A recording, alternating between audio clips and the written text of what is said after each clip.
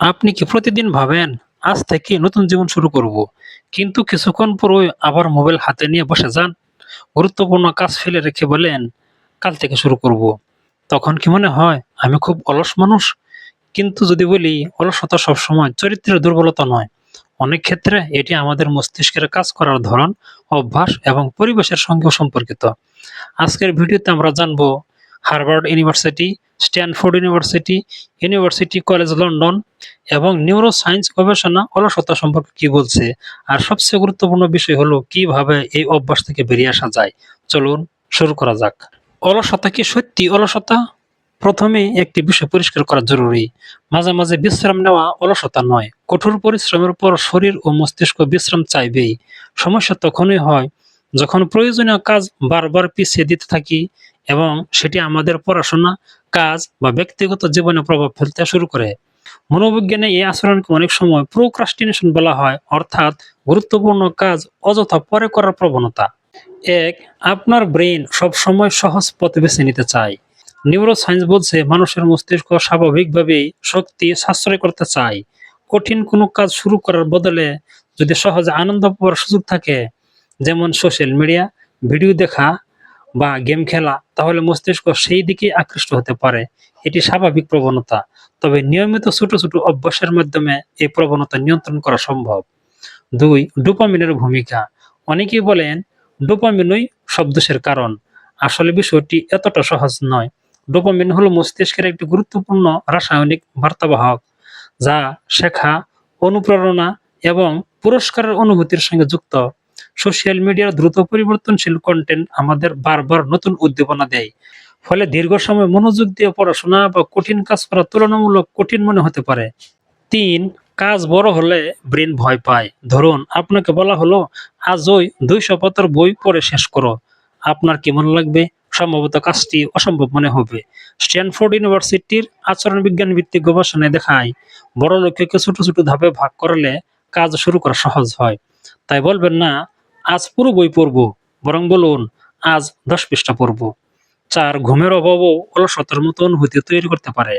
Harvard medical স্কুলের গবেষণায় দেখা যায়, পর্যাপ্ত ঘুম না হলে মনোযোগ, সিদ্ধান্ত নেওয়ার ক্ষমতা এবং কাজের আগ্রহ কমে যেতে পারে।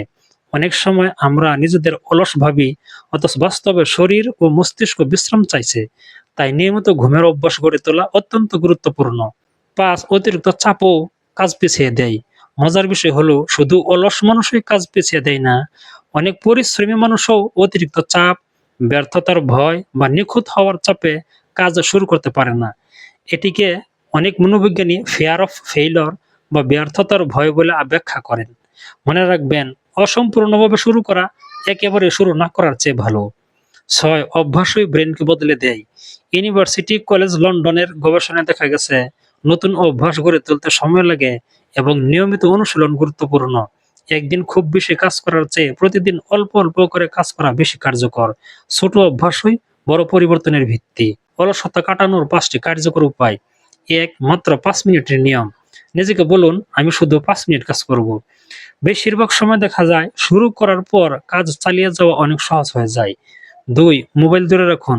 পড়াশোনা বা কাজের সময় ফোন সাইলেন্ট করে অন্য ঘরে রাখুন। এতে মনোযোগ ধরে রাখা সহজ হবে। ৩. বড় কাজকে ছোট ধাপে ভাগ করুন। একসঙ্গে পুরো কাজ শেষ করার চিন্তা করবেন না। ছোট লক্ষ্য ঠিক করুন এবং ধাপে ধাপে এগোন। ৪. নিজের ছোট সাফল্য উদযাপন করুন। ১০ পৃষ্ঠা পড়েছেন, একটি কাজ শেষ করেছেন, নিজেকে অভিনন্দন জানান। এতে পরবর্তী কাজের প্রতি আগ্রহ বাড়ে। ৫. নিখুঁত হওয়ার চেষ্টা ছাড়ুন। অনেকে ভাবেন, একেবারে পারফেক্ট না হলে শুরুই করব না। এই চিন্তা ছেড়ে দিন। অগ্রগতি সবসময় নিখুঁত হওয়ার চেয়ে বেশি গুরুত্বপূর্ণ। গবেষণা কি বলে? Harvard medical school, Stanford university, university college London এবং বিভিন্ন নিউরোসায়েন্স গবেষণা ইঙ্গিত করে যে, কাজ পিছিয়ে দেওয়ার প্রবণতা শুধু ইচ্ছাশক্তির অভাব নয়, এটি আবেগ নিয়ন্ত্রণ, অভ্যাস, ঘুম, মানসিক চাপ, প্রেরণা এবং পরিবেশের সঙ্গেও সম্পর্কিত।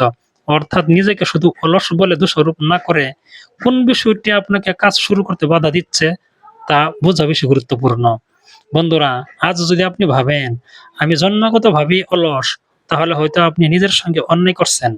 আপনার মস্তিষ্ক আপনাকে খারাপ মানুষ বানাতে চায় না, সে শুধু সহজ পথ বেছে নিতে চায়। কিন্তু সুখবর হলো, মানুষের মস্তিষ্ক শেখে, পরিবর্তিত হয়, নতুন অভ্যাস গড়ে তোলে। আজ যদি আপনি মাত্র ৫ মিনিটের জন্য নিজের লক্ষ্য নিয়ে কাজ শুরু করেন, তাহলে সেটিই হতে পারে আপনার জীবনের সবচেয়ে বড় পরিবর্তনের শুরু। মনে রাখবেন, সফল মানুষরা সবসময় বেশি অনুপ্রাণিত থাকে না। তারা অনুপ্রেরণা না থাকলেও ছোট, ছোট পদক্ষেপ নিতে থাকে।